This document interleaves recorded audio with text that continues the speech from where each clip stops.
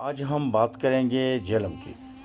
اس سرزمین کا نام جہلم کس طرح پڑا، اس کے پیچھے کئی روایات اور کئی کہانیاں ہیں جن کا مختصر جائزہ یہاں پیش خدمت ہے۔ جہلم ایک تاریخی اور عسکری ضلع ہے جس کی تاریخ کی حدیں قبل مسیح تک پھیلی ہوئی ہیں۔ جہلم کے نام کے بارے میں تاریخ دانوں کی مختلف آراء ہے۔ ایک تو یہ ہے کہ جہلم کا نام پہلے جلہم تھا۔ جل کا مطلب پانی اور ہم کا مطلب ٹھنڈا اور میٹھا۔ جلہم سنسکرت زبان کا لفظ ہے، جبکہ بعد مورخین نے جہلم کی ایک وجہ تسمیہ یہ بھی بیان کی ہے کہ جب دارا اعظم اپنے فتح کے جھنڈے گاڑتا ہوا دریائے جہلم کے کنارے واقع ایک مقام پر پہنچا تو اس نے اپنا پرچم وہاں نصب کر دیا اور اسے جائے علم یعنی پرچم کی جگہ قرار دیا۔ یہ لفظ کثرت استعمال سے جہلم ہو گیا، اور جس مقام پر دارا نے اپنا پرچم نصب کیا تھا وہ جگہ اب آباد ہے اور دارا پور کے نام سے معروف ہے، جو بجوالا کلاں کے نزدیک بن دادن خان روڈ پر واقع ہے۔ اسی مقام سے آگے دلاور کا تاریخی گاؤں ہے جہاں مورخین کے مطابق سکندر اعظم کے بسائے ہوئے شہر بوقفالیہ کے آثار ہیں۔ ایک اور روایت کے مطابق حضرت سعد بن ابی وقاص کے بھائی حضرت سعید بن ابی وقاص کو دیگر صحابہ اکرام کے ساتھ صوبہ سنکیانگ چین میں تبلیغ اسلام کے لیے بھیجا گیا۔ اس سفر کے مناظر طے کرتے ہوئے جب جہلم شہر کے سامنے پہنچے تو چاند پوری آب و تاب سے چمک رہا تھا۔ کی چاندنی میں انہوں نے اس شہر کا عکس دریا کے جلملاتے پانی کی سفید چادر پر دیکھا تو بے ساختہ فرمایا ھذا جہیلم، اور پھر ان کے یہ الفاظ امر ہو گئے اور ان الفاظ نے اس جگہ کو جہلم کا نام دے دیا۔ ایک حیرت انگیز بات یہ بھی ہے کہ انگریزی میں جہلم کے جہلم نہیں بلکہ جہیلم ہے۔ ایک روایت یہ بھی ہے کہ جہلم یونانی زبان میں ایک چھوٹے نیزے نما ہتھیار کو کہا جاتا تھا، اور چونکہ یونانی سپاہیوں نے راجہ پورس کا مقابلہ انہی نیزوں سے کیا تھا اس لیے اس مقام کا نام جہلم ہو گیا۔ جہلم کا شہر اس وقت دریائے جہلم کے مغربی کنارے پر واقع ہے، جبکہ اس دور میں یہ شہر دریا کے مشرقی کنارے پر تھا جہاں اس وقت سرائے عالمگیر آباد ہے، اور دریائے جہلم کے کنارے کی آبادی اب بھی پرانی جہلم کے نام سے پکاری اور لکھی جاتی ہے۔ جہلم کا علاقہ کھاریاں کی پبی تک پھیلا ہوا تھا اور میر پر بھی اس کی حدود میں تھا، جسے بعد ازاں غلاب سنگھ کو دے کر کشمیر کا حصہ بنا دیا گیا۔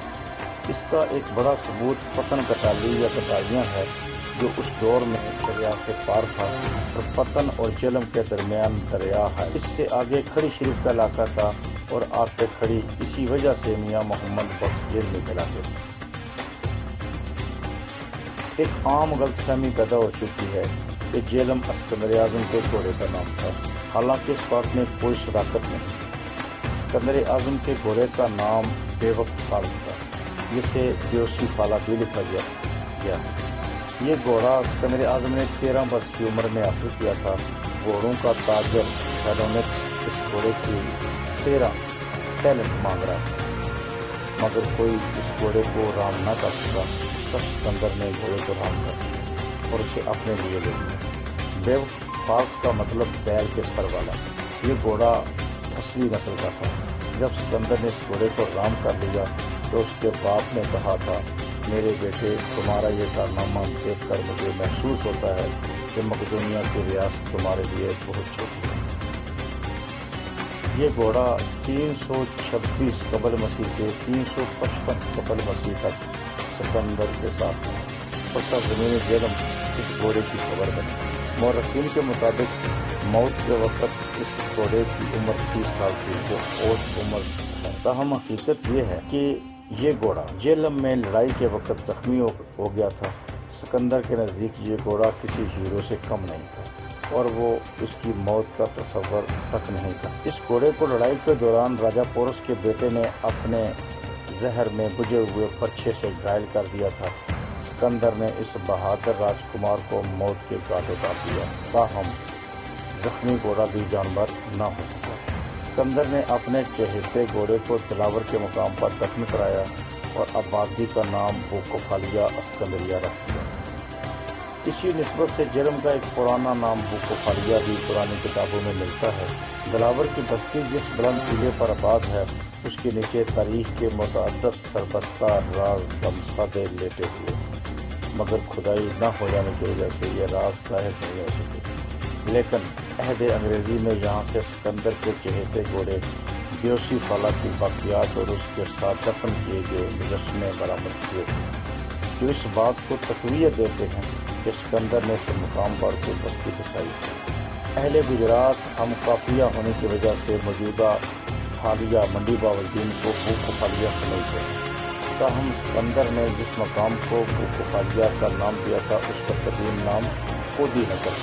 کچھ تاریخی حقائق یہ بھی کہتے ہیں کہ یہ ضلع اضلاع پنجاب سے قسمت راولپنڈی ڈویژن کے ماتحت ہے اور لاہور دارالخلافت پنجاب سے 102 میل کے فاصلے پر نسبت گوشہ شمال و مغرب واقع ہے۔